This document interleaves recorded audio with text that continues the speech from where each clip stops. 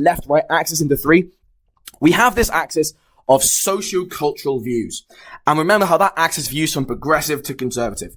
Now, here's the thing. We've been talking about liberalism this whole time. Let's talk about what liberalism is. Now, a full elaboration of liberalism is in episode 9 of this podcast.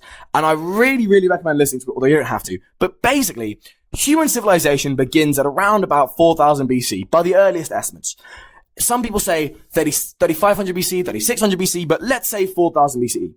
For 95% of this entire 6,000 year span of human civilization, the basic principles, the basic human psychology when I say the human psychology, I mean the basic assumptions, the basic cultural psychology that we take for granted simply has not existed. So right now in the West, we would say, it's not even that I'm saying right now in the West, it's a given that men and women are equal or racism is bad, although that is becoming more complex. But the assumptions are much more basic. In the West, we assume the happiness of individuals matters. The goal of a state is ultimately to make individuals happy. Even though we don't consciously say this, we talk about how states should manage the economy, how we should avoid pointless wars, or the opposite way, if you're a militarist, how the state should go into war X, Y, Z. We talk about how the government should provide welfare or shouldn't provide welfare, but all these arguments ultimately are based around some kind of moral conception of the good of individuals. We also believe that the happiness of every individual not only matters, but matters equally. We also believe that violence is not an inherently good thing.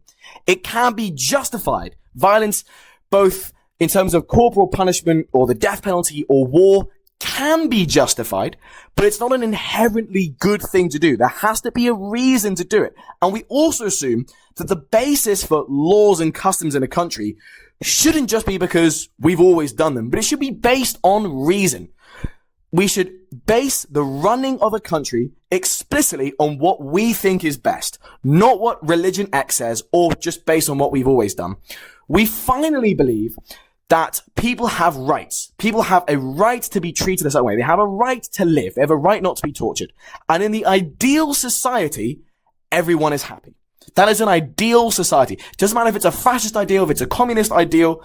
Actually, I shouldn't bring up fascism because fascism actually is a bit of a special case when it comes to liberalism. But let's talk about for example, the kind of society advocated by the Conservative Party in the UK or the Labour Party in the UK or the Green Party or UKIP. Ultimately, they want a society where people are happy. Even if UKIP or Reform UK define that as a society of Britons and people who aren't ethnically or nationally British are excluded, the whole point is to create a society where Britons are happy. And for the vast majority of human history, these basic assumptions that we make have not been the case. So for the vast majority of human history, people just in general in the world did not see violence as a bad thing. They saw it as a good thing. The happiness of individuals simply didn't matter. In some cases, for the elites of the society, their happiness did kind of matter, but for the vast majority of people in a society, they just didn't matter.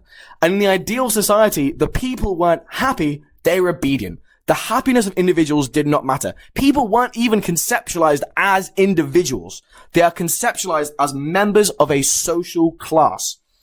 And in this society, from 95% of human history, the idea of people having rights simply did not exist. The idea that there was a moral limit on the way that power could be exercised wasn't a thing. If someone was in charge of a country, they were owed obedience from their subjects. Arbitrary rule and tyranny was frowned upon, but there wasn't this kind of political conception of it's unfair for a lord to force peasants to collect snail shells so that their wife can twirl thread on. Which, by the way, that very act, I think, was what prompted the German Peasants' War. But anyway, the whole point is that the stuff that we now take for granted in society simply wasn't the case. And the idea so we nowadays think that freedom and equality are fundamentally good things. Even if equality, people differ along the political spectrum in how much equality they think is good, but naked hierarchy, hereditary, inherited distinctions such as lordship or peasantry, people nowadays frown upon. That just wasn't the case. It just wasn't seen as a bad thing. Freedom was not seen as a good thing. Obedience, authority was seen as a good thing. And that changed in Western Europe in the 1700s, in an era of history called the Age of Enlightenment, also just known as the Enlightenment. The social movement behind that was just called the Enlightenment. And again, it's very easy to shit on the West when you live in the West because it's the society that you live in. And there's loads of things to criticize about the West. So we still have a long way to go. But it's fundamentally worth noting that all of these ideals which we now take for granted and which are now spreading outside the West, albeit at an uneven pace based on countries' cultural and economic situation, all these came from the West in the 1700s. These ideas and this package of ideas, these ideals that I've just described to you that we now take for granted, is what liberalism is. So when we talk about liberals in America, they're advocating for a different interpretation of liberalism called social liberalism. And we talk about all the different kinds of liberalism in episode 9, I believe. But the point is that liberalism fundamentally is this package of ideas that was not the case for 95% of human history, which started to be conceptualized properly in the 1700s. And over the course of the 1800s, gradually came to be the accepted dominant system of thinking in the West. And communism is fundamentally, as in communism, real communism, as in the definition of communism, is fundamentally a liberalist ideal. Now, so, by the way, in the 1800s was liberal capitalism. So it wasn't just communists who held this idea of liberalism. So the bourgeoisie that they criticized also held this idea of liberalism, but they held radically different interpretations of it. You see, for communists, so liberals in the 1800s might support democracy. They might support widening the franchise to people who had property of some kind and therefore creating some rudimentary form of political equality. But the whole point of communism is to take the basic ideals of liberalism and basically think about the means to get there. So where communists and capitalists in, for example, the 1900s in Britain, so where capitalists, liberal democracy capitalists in, let's say,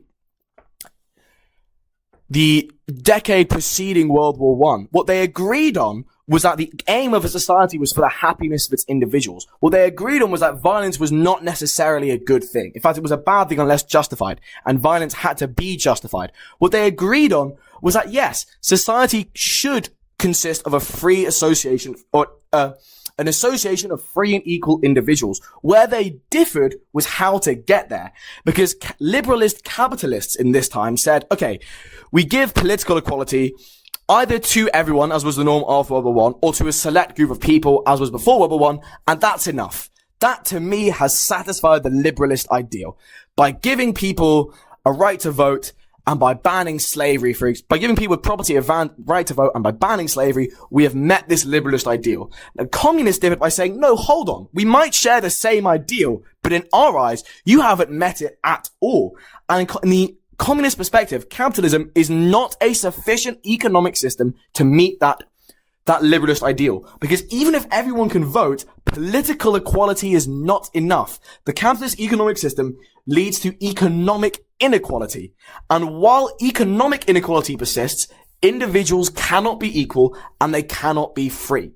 So communism evolved from the wellspring of liberalism, but whereas liberalism holds these ideals, but all formulations of liberalism still back private property. And we talk about the different interpretations of liberalism in episode 9, but the whole point of liberalism is that one of the economic policies which it talks about is private property and is not necessarily free exchange, because different interpretations of liberalism different on that, but private property, the acceptance of private property is part and parcel of what liberalism is.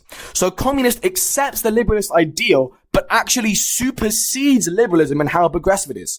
So communism, as in its original definition, is one of the most progressive ideologies out there. In fact, the most progressive ideology out there, apart from, of course, anarchism. Partly, and we'll talk about the social cultural views later, but what's really fundamental to understand is that it's progressive in a way that liberal capitalism isn't. Because if we look at the UK today, for example, everyone says freedom and equality are good things, and most people who say these things do genuinely believe them. But the communist method of thinking is by saying, yes, okay, in the UK, everyone can vote and there's social support and that's great. But we're not at that goal. We haven't reached the goal of a free and equal society of individuals. The only way to reach that goal is communism. So again, shares the aims of civilization with liberalist capitalism and socialism, but it disagrees wildly on the means to get there. And remember, liberalist capitalism is a distinction that we have to make because not all capitalists support liberalism. For example, fascism explicitly rejects liberalism. We're going to be talking about fascism in like a future episode. And there's also forms of capitalism which, for example, in the 1800s, certain individuals may have been capitalists but didn't accept liberalism. Fascism may not have been a thing back then, but they may have just supported a pre-liberalist form of thinking. So capitalism is not the same as liberalism. So we need to specify liberalist capitalists, liberal democracy capitalists, liberal capitalists, etc. But in terms of views on social issues such as feminism, LGBTQ, real communism has always been far progressive. So in communism in the 1800s, all of these famous communists at all age have been radically progressive, both on the matters of feminism, matters of race, matters of LGBT, views on nationalism, on militarism, on the role of reason in society and how society should be based on religion, and in the role of religion and how religion should never be used to determine the politics of society and as something which would eventually wither away. Now, of course, in the communist states of the 1900s, there were stuff. So when the Bolsheviks seized power, they did give women the right to work, for example, and they did initially relax restrictions on homosexuals. Stalin reversed a lot of these reforms. And in fact, in the USSR was not a wildly progressive country. However, even though the communist states of the 1900s bastardized communism completely and completely diverged from what communism was meant to be, they still inherited that ideological wellspring of liberalism and progressivism. And they subverted it, but they were still in some, at least more progressive than what would come before, typically. So the USSR was still more progressive in socio-cultural views than Tsarist Russia. Maoist China was still more socio-culturally progressive than imperial China, for example. But even though these ideologies may have been more progressive than what preceded them, objectively, Stalinism is not a progressive ideology, both on its views on women and LGBT and minorities and race, etc., and also because objectively, Stalinism and Marxism, Leninism and Maoism, their goal wasn't really to create a free and equal society of individuals. They still conceptualized a hierarchical society governed by authority. So Stalin himself explicitly admitted that in Stalinist Russia, he had created three classes. He admitted that he had created a society based on a hierarchy of the bureaucracy at the top, or the nomenclatura, the urban workers in the middle, and the rural workers at the bottom. Now, if you are claiming to be a Marxist ideology and you admit that you have created a class system, you fucked up, haven't you? You've done the exact opposite of what you were meant to be doing. And it can't be a hyper-progressive ideology because the most progressive ideologies are one which reject hierarchy on authority in favor of freedom and equality. And the ideologies that underpin the communist states in the 1900s fundamentally were not about that. So real communism, even real communism, is still an umbrella term as to how progressive or conservative it is, but any interpretation of communism and of real communism is still firmly on the progressive pole of the spectrum. Whereas when we look at the ideologies underpinning the communist states in the 1900s, that's not necessarily the case at all. But communism itself is a far progressive ideology. At all points, real communists have been consistently advocating for progressive reforms and progressive for the time. I mean, for example, communists now are in favor of women being able to vote, but then most people are in favor of women being able to vote. But in the 1800s, when women couldn't vote pretty much anywhere, apart from I think in like the 1890s or something, New Zealand gave women the right to vote. I'm not exactly sure about that, but I do know that New Zealand was one of the first, if not the first country to give women the vote. But the whole point is that even at that time, communists were still agitating for women's right to vote, for women's right to have property, for women's right to basically have the same freedoms of men. Because if your whole ideology, if real communism is based on the ideology of a free and equal association between individuals where everyone's equal, then that includes men and women. It includes black people and white people. It includes people of all different colors of all different ethnic groups, of all different sexes, of genders, because real communism inevitably leads you to that conclusion. That's not to say that all communists necessarily held those views. There are probably plenty of people in the 1800s who believed in the economic system of communism, but who didn't want to give women the right to vote. But the point is that real communism, as actually conceptualized, is all about a free and equal association between individuals. And once you truly, properly accept that premise, and due to the inherent irrationality of the human psyche, probably many communists didn't, but also loads of communists did. Because if you're signing up to an ideology which is based around that, then logically that carries you forward to rejecting bigotry and prejudice and discrimination of any kind. So, we've established, what have we done in this episode? We've established the three constituents of an ideology. We've mapped communism onto all of these axes. We've said that real communism, by any definition, is a left-wing, far left ideology, because even if we diffract the left-right axis into economic leftism, libertarianism, progressivism versus economic rightism, authoritarianism, and conservatism, on all of these axes, communism occupies the far left pole, even if it doesn't occupy a certain place on the far left pole. We've also established, however, that the communist states in the 1900s paraded themselves as communist and probably believed that they were being communist, but in reality subverted that entire ideal.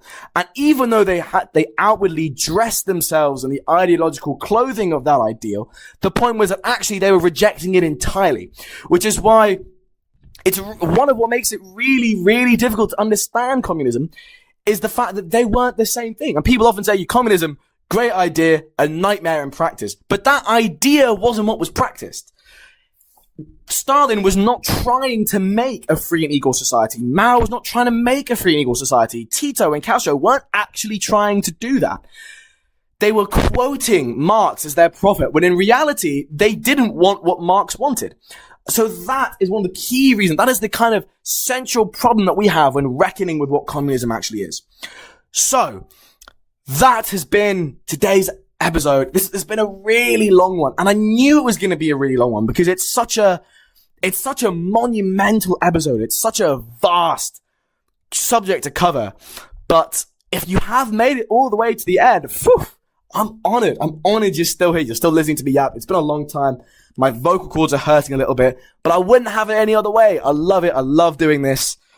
That burger in the middle was very much needed. I needed some nutrients, but I have it.